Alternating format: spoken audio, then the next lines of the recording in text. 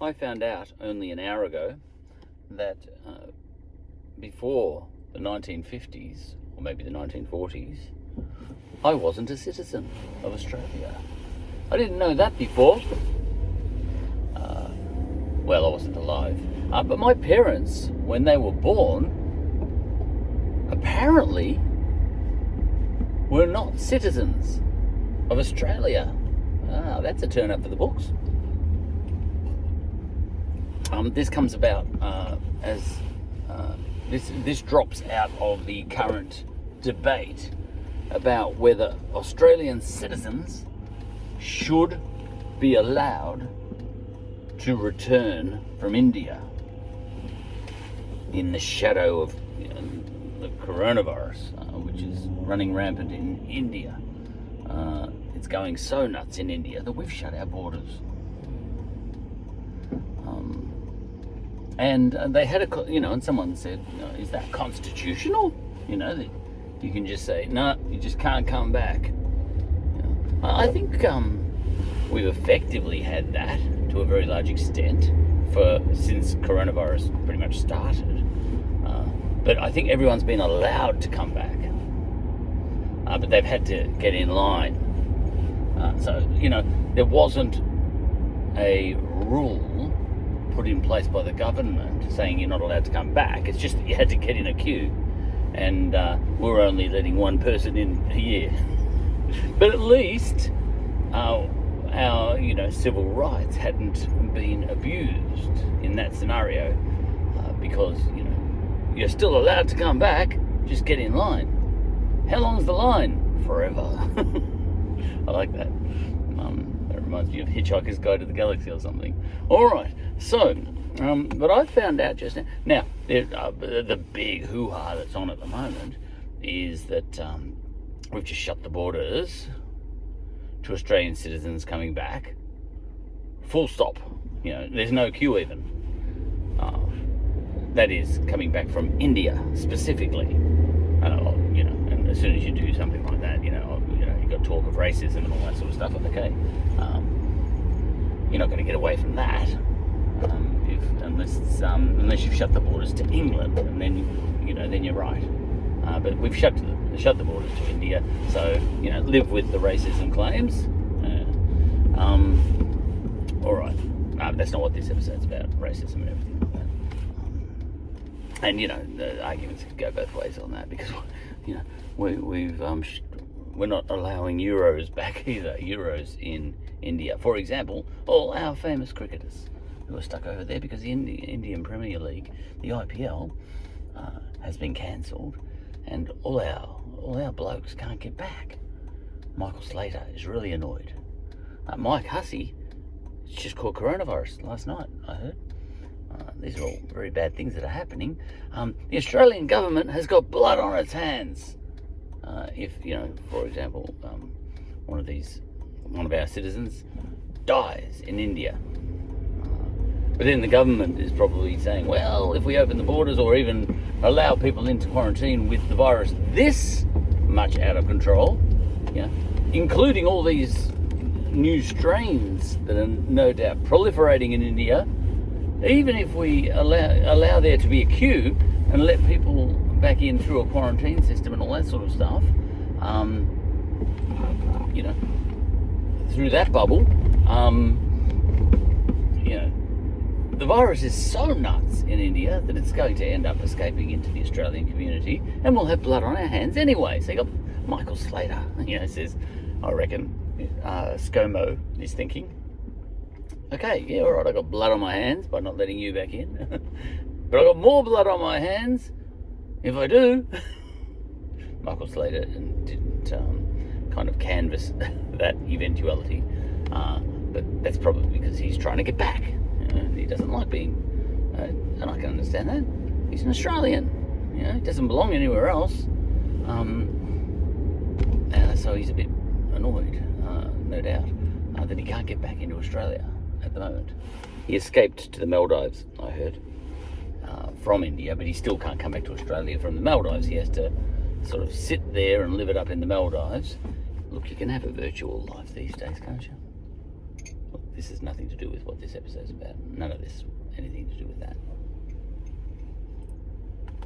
What this episode is about, as a result of this India hoo-ha, I've discovered that, and I was listening to a constitutional lawyer on the radio earlier, because I think someone's who was explaining, because they said, is this unconstitutional? ScoMo shutting down the borders, and the final, the short answer to that was no. We haven't got as many rights as we think we have. All right, and especially not constitutionally. And what this constitutional lawyer said, I forgot. Toomey? Someone Toomey? What she was saying was, well, you're not going to find anything about citizens' rights in our constitution, because when our constitution was written, and for a good 40 years after that, 40 plus years after that, we didn't have citizens in Australia. We had subjects. I pricked my ears up at that. We were subjects. Oh, that's interesting, because we were subjects before, of course. Just give me a second. I got someone hot on my tail. Here to pick up the girls from school. Well, one of them. Okay. So I said to myself, we were subjects. All right, that's different. What are the rules about subjects in the Constitution? Well, to a certain extent, doesn't matter, because we don't have subjects anymore. Oh, there I am. I'll leave that in neutral and put the handbrake on, or else you won't be able to see me. That'd be good. So you could go to the Constitution and find out what the rules were with respect to subjects. Just the word subjects implies you haven't got that many. You exist at the whim of the Crown. That's what that word implies to me. I don't know what the Constitution says about subjects. But the point is, the idea of citizenship apparently came in the 1940s. So each of my two parents were born subjects of the Crown. The word subject sounds like a good thing. I've been listening to a lot of people speak about psychology, and in psychology, I don't know how all this works, but in psychology, to be an object is bad. I look pretty fat like that. To be an object is bad, and to be a subject is good. So men who objectify women turn women into an object. So men, I guess, are the subject in that situation. That's good, and women in that situation are the objects. That's bad. So in the queen-subject relationship, what's going on there? The subject is someone like me, or my mum anyway, and my dad when they were born, and the object then must be the queen. I'm sure there's a gap in my logic there somewhere. All right, so it must be bad to be a queen because you've been objectified. You're nothing but that crown on your head. All right. But anyway, getting back to what I was talking about, and I can't even remember what that was. Getting back to the whole India crisis thing. Getting back to what was I talking about? Yes, the fact that the India crisis, and it is a crisis, it's actually going to go down in history. It's absolutely shocking. There's satellite images of whole city blocks being turned into funeral pyres. It's awful, absolutely terrible.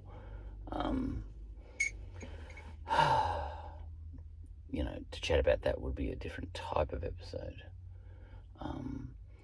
But that crisis has brought into a discussion on the radio what are our rights as citizens. And in Australia, we don't have as many rights as we think we have.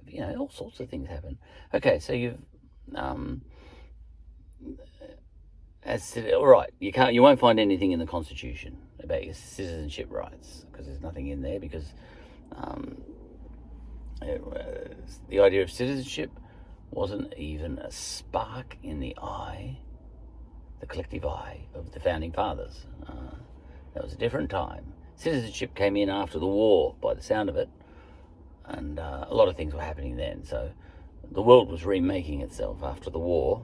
And this is when, human rights and all that sort of stuff, and the UN and all that sort of stuff was coming into play.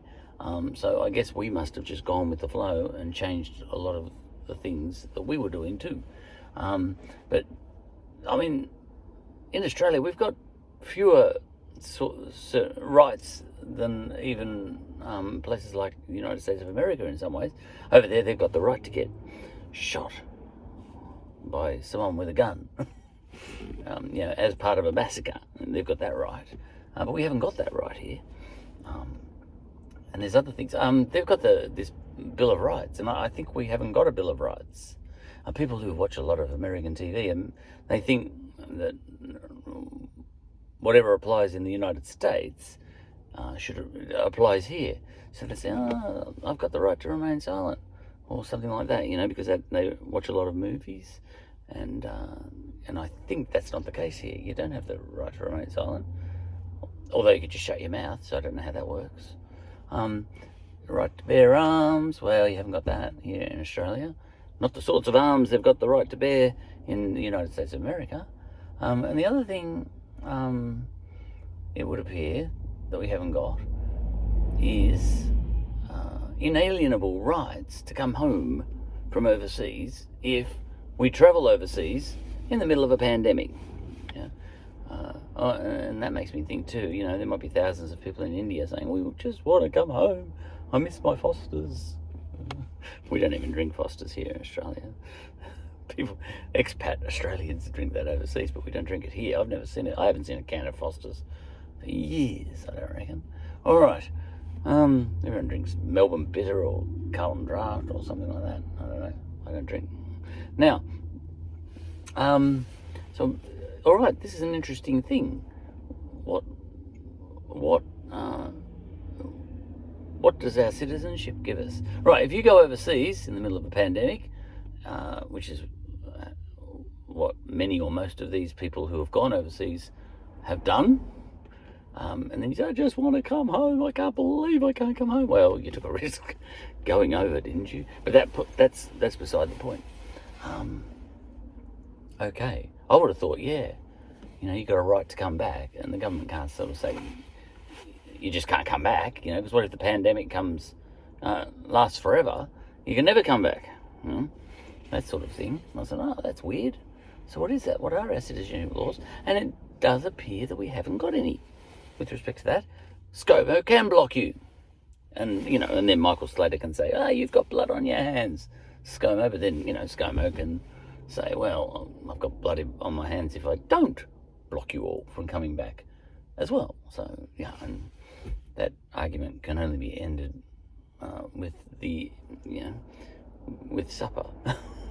All right. So, and it is interesting because we got a little whiff of that. Now, this had never happened before in the 40 or 50 or 60,000 year history of Australia. And I mean before we got here, we Europeans, and even after, where I couldn't go into what we now call New South Wales. That's never been the case before. I've always been able to go to New South Wales. Even before bridges were there, as long as I could swim. But during the pandemic, we all quickly learned that state borders can be shut. Crikey! We've got less rights than we thought, even as sort of citizens of a state or residents of a state within Australia. And now we find out that we can be blocked from even coming back into the country. And and this constitutional lawyer, who I was listening to whom I was listening, that's not right. She was saying, well, on the whole India question, what rights do people have to come back if the government of the day decides no? And by the way, ScoMo can't decide any such thing. It's the whole cabinet. That's the way our system works. It's only in America that a president, for example, on these sorts of international matters can sign an executive order. But in Australia, ScoMo has no such power. It's the cabinet that makes that sort of decision, and they all vote on it, and ScoMo can be outvoted. And the only time ScoMo has any sort of sway, really, is if it's a tie break. If it's a tie break. If it's a draw, there's a vote. Should we let Australian citizens come back from India to Australia?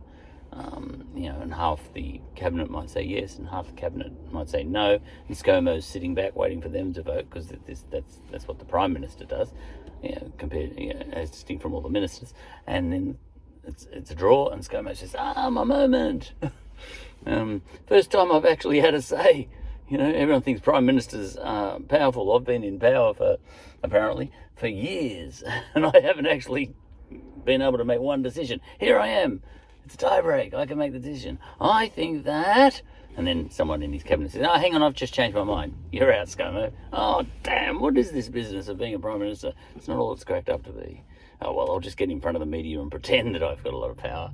And activists will say, ScoMo, do something. And you'll say, well, I'm not going to. Well, the fact of the matter is he can't.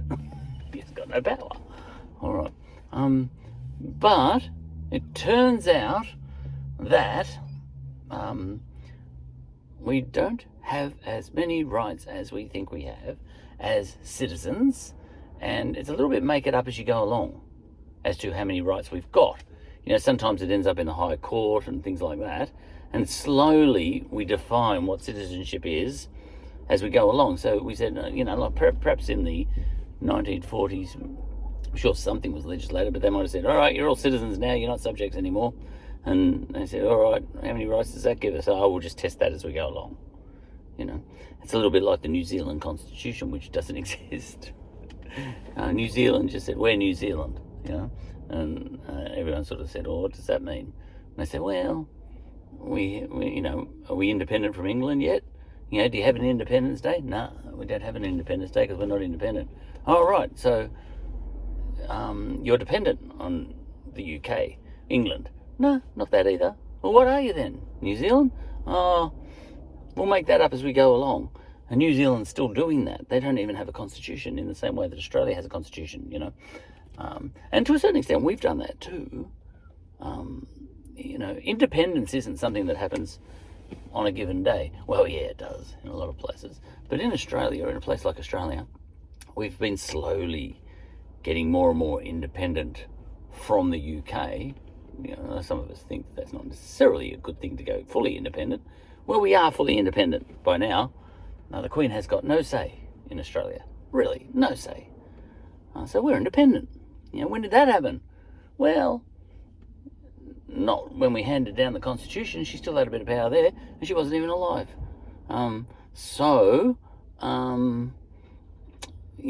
Maybe when citizenship came along, maybe that was the moment we became independent. Well, the fact of the matter is, we've been getting more and more independent, in a way, more self-determining or whatever. And that started in the 1850s when we started having our own sort of parliaments in states, in colonies back then. And it's an evolving thing, and you make it up as you go along. Like there was the Australian Act, which I think was 1988. We got it already 80-something, 89, I think. And that pushed us, that stripped the Queen of the no power she had anyway at that point in time, and so on and so forth. Anyway, but the long and short of it is I think we don't have as many rights as we think we have, and it comes as a shock. Michael Slater's shocked. Michael Slater is shocked, cricketer. This is racist, he said. No, he didn't say that. Other people are saying that. But Michael Slater said, this really annoys me because I can't get back to Australia. Because I chose to, they offered me a huge wad of cash to go over and be a commentator in the IPL, the Indian Premier League. And now I can't get back to Australia, and I'm really annoyed. So I'm going to get on social media and I'm going to tell ScoMo, you've got blood on your hands, because I've just noticed that I've got no recourse in the Constitution, so I'm just going to have to play the emotional card. You've got blood on your hands, ScoMo. To which ScoMo says, take it to the High Court, which Yeah, and which one could do. We've had situations like this before, actually, when citizens have been stopped from coming back. So the precedent's there. It happened during that whole terrorism thing, when we had people going to fight for ISIS. We blocked them from coming back, and I remember that was a big deal. People saying, "Hey, you can't stop them coming back. They're Australian citizens." And then the government of the day, which is who was probably, I don't know which one that was. It could be Howard or Abbott, or when was all that? And he said, "No, they're not coming back. They're banned, but they're Australian citizens. Yeah, bad luck. They can stay in Iraq." And the fact that the government of the day got away with that all made us sort of think, "Oh, gee, our citizenship isn't everything, is it?" You know. Apparently, there's something written on our passports. I haven't got a passport, you see. I haven't been overseas for 15 years, mate. No, more like 17 years, and my passport ran out about 10 years ago. I don't need one. I'm not going overseas. I don't think I'll ever go again overseas. Otherwise, I'll end up like Michael Slater, stuck over there. Why would you want to be anywhere else but here in Australia? This is paradise, sitting here in your car, waiting for your kids to come out of school. But the point is, no one's got a mask. What a weird thing that is in the current world. All right, hang on, I'm in a different car. I've got to go. My daughter's here.